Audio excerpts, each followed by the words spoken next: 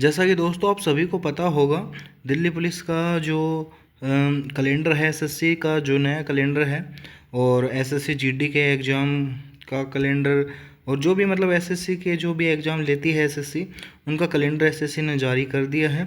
हमने उसके कैलेंडर की पोस्ट जो वीडियो है वो डाल दी है, आप जाके देख सकते हैं किस एग्ज़ाम कब है। और जो प्रैक्टिस सेट है हम ऑल ओवर एग्ज़ाम के लिए करवा रहे हैं। बाकी आप कंटेंट देख सकते हैं, कितना बेहतरीन कंटेंट हमने वीडियो के अंदर रखा है। और जो इसकी पीडीएफ है वो पीडीएफ आपको मिलेगी, आपको पहले बता देता हूँ, वो पीडीएफ मिलेगी हमारे टेलीग्राम चैनल पर नानोल जॉब सिटी के नाम से। ये क्यूआर कोड दिया हुआ है हमारा, यहाँ से स्कैन करके आप सीधा टेलीग्राम चैनल पे पहुँच सकते हैं, या फिर नाम सर्च करके आप चैनल को ज्वाइन कर सकते हैं। तो आइए स्टार्ट करते हैं फर्स्ट क्वेश्चन से। तो देखिए 2011 की जनगणना का फर्स्ट क्वेश्चन से स्टार्ट करते हैं। 2011 की जनगणना के अनुसार किस यूटी या किस केंद्र शासित प्रदेश की जो साक्षरता दर है वो परसेंट में सबसे ज़्यादा है? तो किसकी है? वो है लक्षद्वीप की। किसकी है भाई? लक्षद्वीप की। अब कम ज़्यादा में राज्य की बात करें, किसकी? राज्य की।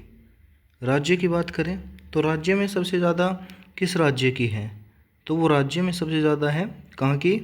केरल की। कहाँ की है राज्य में? केरल की। अब कम की बात करें, ज़्यादा में तो केरल हो गया, कम में कौन है भाई? कम में है बिहार। कम में कौन है? बिहार। और एक क्वेश्चन पूछा जाता है कि महिला और पुरुषों में सबसे ज़्यादा अंतर। मैं नेक्स्ट पेज ले लेता हूँ, एक उस पेज में करा देता हूँ। जो महिला व पुरुष की साक्षरता में सबसे ज़्यादा अंतर, पुरुष साक्षरता में अंतर कहाँ का है सबसे ज़्यादा? वो है राजस्थान का। कहाँ का? राजस्थान का। तो ये आपको याद रखना है। और हम कुछ डाटा जान लेते हैं 2011 की जनगणना से। क्वेश्चन उससे ज़्यादा पूछे जाते हैं। तो पहली नियमित जनगणना है वो पूछा जाता है, तो वो कब हुई थी? 1881 में हुई थी, रिपन के कार्यकाल में हुई थी। और पहली अनियमित जनगणना वो हुई थी 1872 में मेयो के कार्यकाल में। अब 2011 की जनगणना की बात आती है, मेनली क्वेश्चन इसी से बनते हैं। तो 2011 की जनगणना के जो आयुक्त थे वो कौन थे? वो थे सी चंद्रमौली जी। कौन थे? सी चंद्रमौली जी। और स्वतंत्र भारत की यह 7वीं जनगणना थी। और वैसे बात करें तो वैसे कौन सी थी? वैसे थी 15वीं। कौन सी थी भैया? वैसे थी 15वीं जनगणना थी ये। वैसे 1881 से काउंट करेंगे तो ये थी 15वीं जनगणना। और 2011 के सेंसस का जो स्लोगन है वो था हमारी जनगणना हमारा भविष्य। अब जो लिंग अनुपात की बात करें, लिंग अनुपात सबसे ज़्यादा पूछा जाता है। लिंग अनुपात क्या? लिंग अनुपात। लिंग अनुपात। लिंग अनुपात। लिंग अनुपात सबसे ज़्यादा किस राज्य का है? तो साक्षरता में सबसे ज़्यादा केरल, और लिंग अनुपात में भी सबसे ज़्यादा ऊपर कौन है? केरल है। कौन है? केरल। और कम में कौन है? कम में है हरियाणा। कम में है हरियाणा। इसलिए यहाँ से जो बेटी बचाओ बेटी पढ़ाओ जो अभियान है वो शुरू किया गया था यहाँ से ही 22 जनवरी 2015 को। आपको पता होगा 22 जनवरी 2015 को बेटी बचाओ बेटी पढ़ाओ अभियान हरियाणा से शुरू हुआ था। तो आगे चलते हैं क्वेश्चन नंबर 2 पे। विश्व पृथ्वी दिवस प्रतिवर्ष किस तिथि को मनाया जाता है? तो वो मनाया जाता है, कब मनाया जाता है? 22 अप्रैल को। कब मनाया जाता है दोस्तों? 22 अप्रैल को विश्व पृथ्वी दिवस मनाया जाता है। तो जान लेते हैं 5 जून को क्या मनाया जाता है। 5 जून को मनाया जाता है विश्व पर्यावरण दिवस। विश्व पर्यावरण दिवस। क्या? पर्यावरण दिवस। विश्व पर्यावरण दिवस मनाया जाता है। और 2 फरवरी को क्या मनाते हैं? 2 फरवरी को क्या मनाते हैं? 2 फरवरी को मनाते हैं वर्ल्ड वेटलैंड डे। क्या? World world wetland day. World wetland day, world wetland day कब मनाते हैं? 2 फरवरी को, क्योंकि 2 फरवरी 1971 को क्या हुआ था? रामसर सम्मेलन हुआ था। आगे चलते हैं, इम्पोर्टेंट डेज कवर कर लेते हैं। उससे पहले हम प्रवासी भारतीय दिवस की बात आती है। सबसे पहले प्रवासी भारतीय दिवस 9 जनवरी को मनाया जाता है, क्योंकि 9 जनवरी 1915 को गांधी जी अफ्रीका से आए थे। कौन? गांधी जी अफ्रीका से आए थे 1915 में, इसलिए 9 जनवरी को भारतीय जो प्रवासी भारतीय दिवस है वो मनाया जाता है।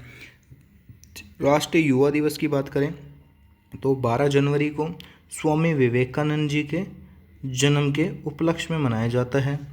और अंतर्राष्ट्रीय महिला दिवस की बात करें वो 8 मार्च को मनाते हैं।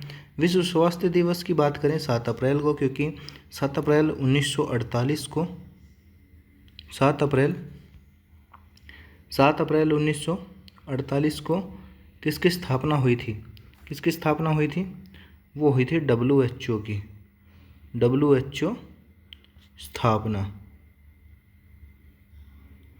WHO की जो स्थापना हुई थी वो 7 अप्रैल 1948 को हुई थी। इसी वजह से जो विश्व स्वास्थ्य दिवस है वो 7 अप्रैल को मनाते हैं। राष्ट्रीय विज्ञान दिवस 28 फरवरी को मनाते हैं। आगे चलते हैं क्वेश्चन नंबर 3 पे।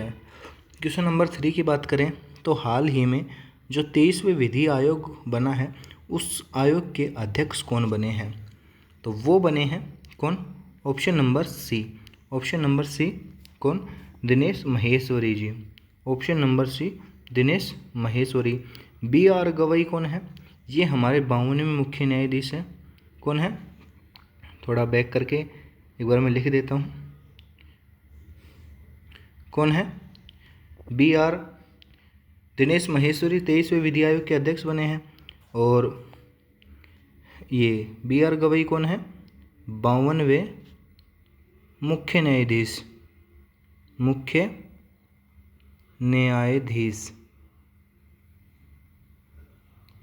मुख्य न्यायाधीश R वेंकटरमनी कौन बने हैं? ये आप कमेंट करके ज़रूर छाप दीजिए। संजय मल्होत्रा RBI के गवर्नर बने हैं। किसके? RBI के गवर्नर बने हैं संजय मल्होत्रा। R वेंकटरमनी कौन है? आप कमेंट बॉक्स में छाप दीजिए फटाफट। आगे देखें, इम्पोर्टेंट पॉइंट कवर कर लेते हैं। भारत के जो 23वें विधि आयोग के जो अध्यक्ष हैं ना, कौन? दिनेश महेश्वरी जी। वो पूर्व सुप्रीम कोर्ट के जज रहे हैं और 23वें विधि आयोग के अध्यक्ष में रूप में इनकी नियुक्ति की गई है। प्रथम विधि आयोग के अध्यक्ष की बात करें तो वो थे मैकाले। कौन था? मैकाले था प्रथम विधि आयोग का अध्यक्ष। और स्वतंत्र भारत में पहला जो विधि आयोग है वो 1955 में गठित किया गया था। और इसके जो पहले अध्यक्ष थे वो थे MC सीतलवाड़। तो पहले विधि आयोग के जो अध्यक्ष थे वो MC सीतलवाड़ थे। और MC सीतलवाड़ से एक इम्पोर्टेंट पॉइंट कवर होता है, वो होता है जो भारत के पहले अटॉर्नी जनरल कौन थे? तो भारत के पहले अटॉर्नी जनरल भी MC सीतलवाड़ ही थे। अब आगे चलें। अब विधि आयोग के जो नियुक्ति की गई हाल ही में इनकी दिनेश महेश्वरी जी की, तो इम्पोर्टेंट नियुक्तियाँ कवर कर लेते हैं। तो RBI के वर्तमान गवर्नर संजय मल्होत्रा हैं। नई लोक लेखा जो समिति है उसके जो अध्यक्ष हैं KC वेणुगोपाल जी हैं। राष्ट्रीय अपराध ब्यूरो के अध्यक्ष हैं आलोक रंजन। सशस्त्र सीमा बल के जो नए महानिदेशक हैं वो मोहन प्रसाद बने हैं BSF के नए महानिदेशक कौन है? मोहन प्रसाद। भारतीय प्रतिभूति और विनिमय बोर्ड के 11वें अध्यक्ष बने हैं तोहिन कांता पांडे। इसरो के नए जो चेयरमैन हैं वो बने हैं V नारायण। और आपको ये बताना है DRDO के जो वर्तमान में अध्यक्ष हैं वो कौन है? समीर V कामत। कौन है? समीर जी हैं, समीर V कामत हैं। और इसकी जो स्थापना है वो कब हुई थी? 1958 में हुई थी। आपको डेट बतानी है। कौन सी डेट? जिस दिन DRDO दिवस मनाया जाता है। और उस डेट का जो आंसर है वो आपको कमेंट बॉक्स में छाप देना है। आगे चलते हैं। मणिपुरी जो नृत्य है वो किस संप्रदाय को समर्पित है? तो मणिपुरी नृत्य है वो वैष्णव संप्रदाय को समर्पित है। किस किस संप्रदाय को? वैष्णव संप्रदाय को समर्पित है। आगे चलें, हम मणिपुरी के बारे में अब थोड़ा डिटेल से जान लेते हैं। मणिपुरी जो नृत्य है वो भगवान श्री कृष्ण जी के जो जन्म की कहानियाँ हैं या फिर उनसे जुड़ी जो भी कहानियाँ हैं उनके बारे में इस नृत्य के अंदर दर्शाया जाता है या फिर कहानियों पर यह नृत्य किया जाता है। इस नृत्य की 3 प्रमुख शैलियाँ हैं। नंबर 1 लाई हरोबा, नंबर 2 संकीर्तन, नंबर 3 रासलीला। तो रासलीला की बेसिकली बात करें ना तो वो 1789 में 79 के अंदर शुरू हुई थी। और जो मणिपुरी नृत्य जो सिखाती है वो मेनली जवाहरलाल नेहरू अकादमी सिखाती है, जो मणिपुर के अंदर 1954 में स्थापित की गई थी। मणिपुरी नृत्य के अंदर एक वाद्य यंत्र का प्रयोग किया जाता है जिसका नाम है पेना। और जो पेना है वो किससे बनता है? ये मैं आपको बता देता हूँ। तो ये बनता है भैंस के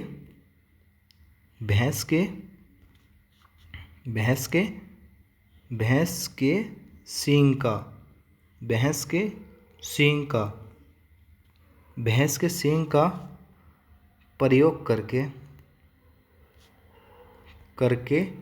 बनाया जाता है। क्या?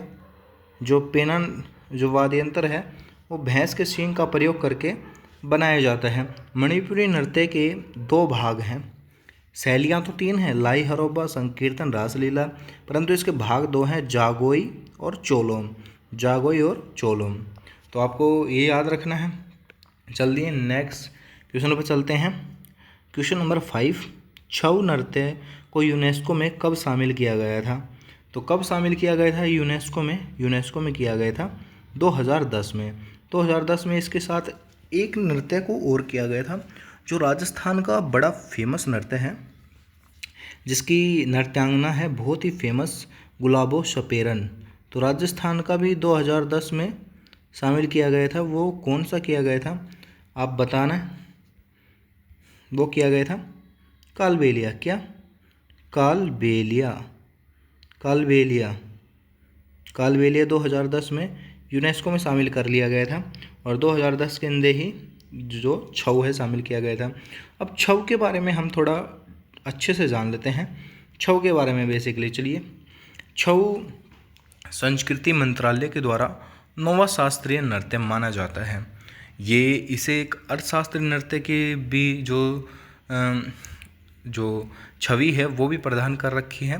तो छऊ नृत्य की जो उत्पत्ति है बेसिकली वो जान लेते हैं। उत्पत्ति कहाँ से हुई है? वो कलिंगा उड़ीसा से हुई है। इसको अर्थशास्त्रीय नृत्य भी कहा जाता है।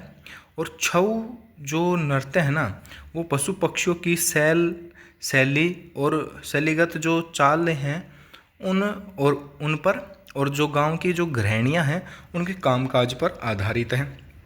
जो छऊ है वो 3 प्रकार का होता है बेसिकली। कितने प्रकार का भाई? 3 प्रकार का होता है। पुरुलिया छऊ जो वेस्ट बंगाल के अंदर किया जाता है, मयूरभंज छऊ, नंबर 2 मयूरभंज छऊ जो उड़ीसा में किया जाता है, और नंबर 3 सरायकेला छऊ जो झारखंड के अंदर किया जाता है। कहाँ किया जाता है? झारखंड के अंदर किया जाता है। आगे चलते हैं। क्वेश्चन नंबर 6, कलिंगा पुरस्कार की जो शुरुआत है वो कब हुई थी? कलिंगा पुरस्कार की जो शुरुआत है वो कब हुई थी?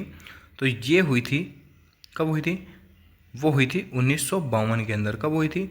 1952 के अंदर कलिंगा पुरस्कार की शुरुआत हुई थी। कब हुई थी कलिंगा पुरस्कार के? तो अब आपसे पूछा जाता है कलिंगा पुरस्कार की शुरुआत तो 1952 में हो गई थी। तो कलिंगा पुरस्कार जो 2023 में, जो 2025 में मिला है परंतु 2023 के लिए मिला है, वो मिला है एन्ना मारिया चिट्टा को मिला है। कौन सा मिला है? कलिंग पुरस्कार। जो किसके अंदर दिया जाता है? ये चिकित्सा के अंदर दिया जाता है। क्या? चिकित्सा के क्षेत्र में दिया जाता है। किसमें? चिकित्सा के क्षेत्र में दिया जाता है। किसमें? चिकित्सा के क्षेत्र में दिया जाता है। तो बीसी रॉय जो इम्पोर्टेंट पॉइंट हैं, जो इम्पोर्टेंट पुरस्कार हैं वो कवर कर लेते हैं। सबसे पहले बेसिकली बीसी रॉय पुरस्कार है वो विज्ञान के क्षेत्र में दिया जाता है। और कब से शुरुआत हुई थी? 1962 में। इससे पहले 1961 के अंदर एक पुरस्कार शुरुआत हुई थी खेलों का सबसे बड़ा पुरस्कार भी माना जाता है, मतलब सबसे बड़ा तो नहीं है, तो वो है अर्जुन पुरस्कार। कौन सा? अर्जुन पुरस्कार की शुरुआत 1961 में हुई थी। धन्वंतरी पुरस्कार की जो शुरुआत है वो 1971 में और चिकित्सा के क्षेत्र में दिया जाता है। शांति स्वरूप भटनागर 1958 में, किसमें? 1958 में दिया जाता है। राम नारायण गोयनका पुरस्कार पत्रकारिता के अंदर दिया जाता है, 2006 से शुरुआत हुई। अमृता बिश्नोई पुरस्कार पर्यावरण के क्षेत्र में दिया जाता है और 2001 से इसकी शुरुआत हो गई थी। तो आइए आगे चलते हैं। सबसे पहले क्वेश्चन नंबर 7। क्वेश्चन नंबर 7 को देख लेते हैं। The race of my life किस खिलाड़ी की एक आत्मकथा है? तो वो है option number A. Option number A आपको पता होगा, सबके चहेते जो फ़ोटो दे रखी है, फ्लाइंग सिख के नाम से इनको जाना जाता है और इनकी ऑटो जो बायोग्राफी है वो है the race of my life. The race of my life Milkha Singh. Chris Gayle की कौन सी है? क्रिस गेल की है सिक्स मशीन। क्या है?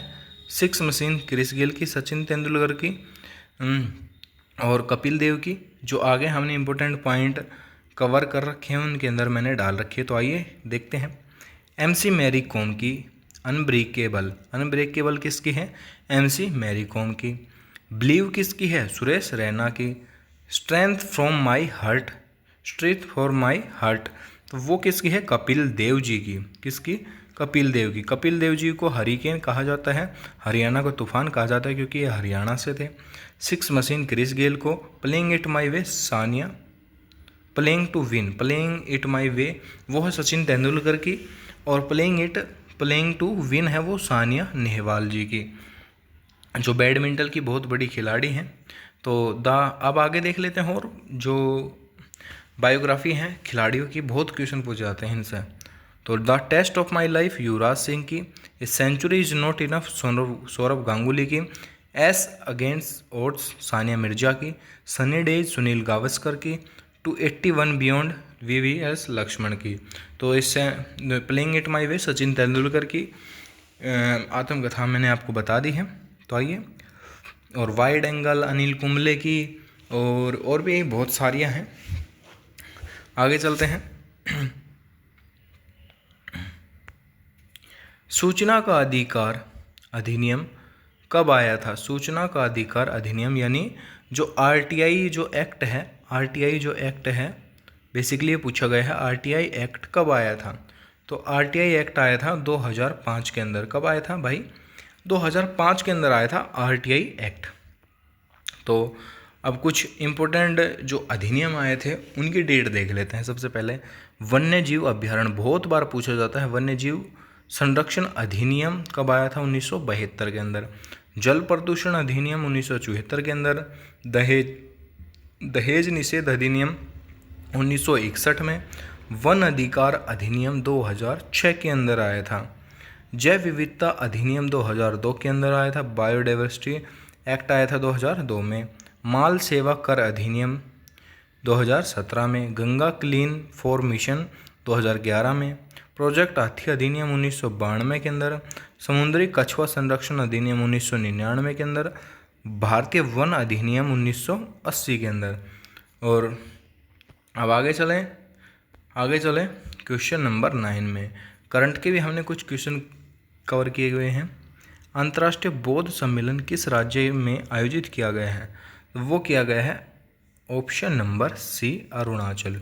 ऑप्शन नंबर सी अरुणाचल के अंदर आयोजित किया गया है अंतर्राष्ट्रीय बौद्ध सम्मेलन। तो इस सम्मेलन से जुड़े इम्पोर्टेंट पॉइंट कवर कर लेते हैं। सबसे पहले इस सम्मेलन को अरुणाचल प्रदेश के उप मुख्यमंत्री चिन्ना जी इसके अंदर चीफ गेस्ट थे और उप मुख्य श्री चिन्ना ने किया है। सांगपा जल महोत्सव जो नामसाई और अन्य क्षेत्र में मनाया जाता है। तो सांगपा जल महोत्सव इस बौद्ध सम्मेलन के दौरान मनाया गया था और ये कहाँ मनाया जाता है? अरुणाचल के अंदर मनाया जाता है। और अब देख लेते हैं जो न्यू ईयर है ना, न्यू ईयर से बहुत ज़्यादा क्वेश्चन पूछ जाते हैं। अलग अलग स्टेट के न्यू ईयर किसको क्या बोलते हैं? तो सबसे पहले देख लेते हैं केरल का जो न्यू ईयर है उसको बोलते हैं विशु।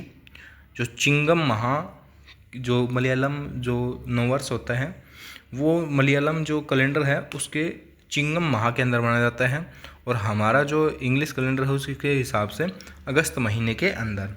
तमिलनाडु के अंदर ये तो गलत है, तमिलनाडु का होता है पुनथुडू, क्या पुनथुडू, और असम का बोहाग बिहू, असम का। आइए और स्टेटों के कवर कर लेते हैं। सबसे पहले ये रहा ना, ये रहे इम्पोर्टेंट न्यू ईयर। केरल का विशु मलयालम कैलेंडर के चिंगम महीने के और वैसे इंग्लिश में अगस्त महीने के अंदर। तमिलनाडु का पुनथुडू, आसाम का बोहाग बिहू, यह है असम का राष्ट्रीय उत्सव भी है। उगादि की बात करें, उगादि 3 स्टेट का न्यू ईयर है, तेलंगाना का, कर्नाटक का और आंध्र प्रदेश का न्यू ईयर कौन सा है? उगादि। आगे देख लेते हैं, जो गुड़ी पड़वा है वो महाराष्ट्र का न्यू ईयर है। चेटी चंड है वो सिंधी समुदाय का न्यू ईयर है। संत झूलेनाथ की जो जन्म तिथि है या फिर जयंती है उसके ऊपर उपलक्ष्य में सिंधु समुदाय का जो न्यू ईयर है चेटी चंड वो मनाया जाता है। साजिबू चेरा ओबा जो मणिपुर का न्यू ईयर है। वैसाखी पंजाब का न्यू ईयर है। पोयला वैसाख वेस्ट बंगाल का न्यू ईयर है। पाना संक्रांति उड़ीसा का न्यू ईयर है। वहीं जुड़ शीतल जो बिहार के मिथिला एरिया के अंदर मनाए जाने वाला न्यू ईयर है। नया बारसो जो न्यू ईयर है वो नेपाल का नेपाली न्यू ईयर है। बोईसू त्रिपुरा का न्यू ईयर है। नवरेह जम्मू कश्मीर का न्यू ईयर है। और लोसार है अरुणाचल प्रदेश का न्यू ईयर। वहीं लोसांग है सिक्किम का न्यू ईयर। लोसांग आपको लद्दाख का भी देख के आ सकता है कि लोसांग कहाँ का न्यू ईयर है। अगर ऑप्शन में सिक्किम नहीं हो तो आप लद्दाख के साथ जा सकते हैं। किसके साथ? लद्दाख के साथ जा सकते हैं। अब आगे चलते हैं नेक्स्ट क्वेश्चन पे। क्वेश्चन नंबर 10 और लास्ट क्वेश्चन है। 10 क्वेश्चन रखेंगे और बढ़िया तरीके से आपको कवर कराते चलेंगे अच्छे से। और जो इसकी पीडीएफ है ना भाई, पीडीएफ से रिलेटेड बहुत क्वेश्चन आते हैं कि पीडीएफ कहाँ मिलेगी, इसकी पीडीएफ कहाँ मिलेगी।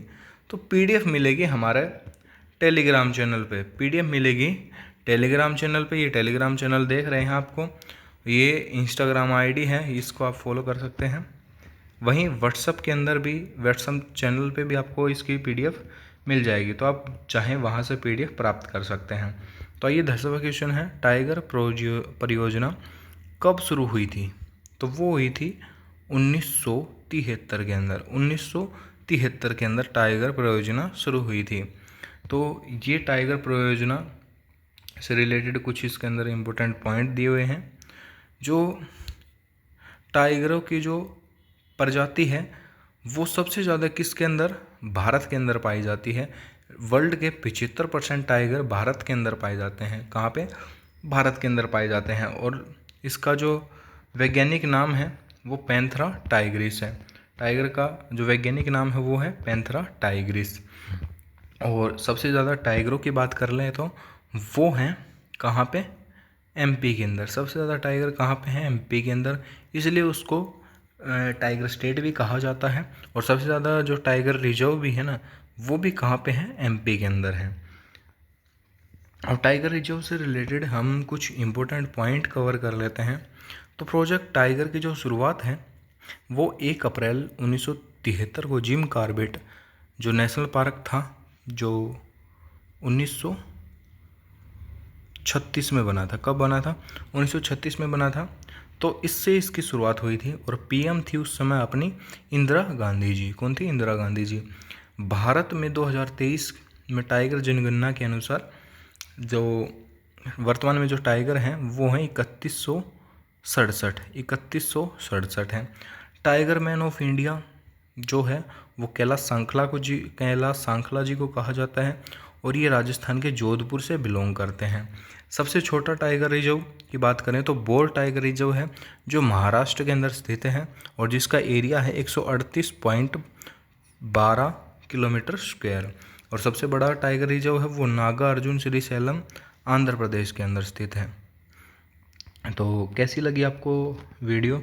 अगर आपको वीडियो अच्छी लगी हो तो चैनल को सब्सक्राइब करें। और ये टेस्ट आपके लिए एक क्वेश्चन है, भारत की जो सबसे बड़ी मूर्ति है वो किस राज्य में स्थित है?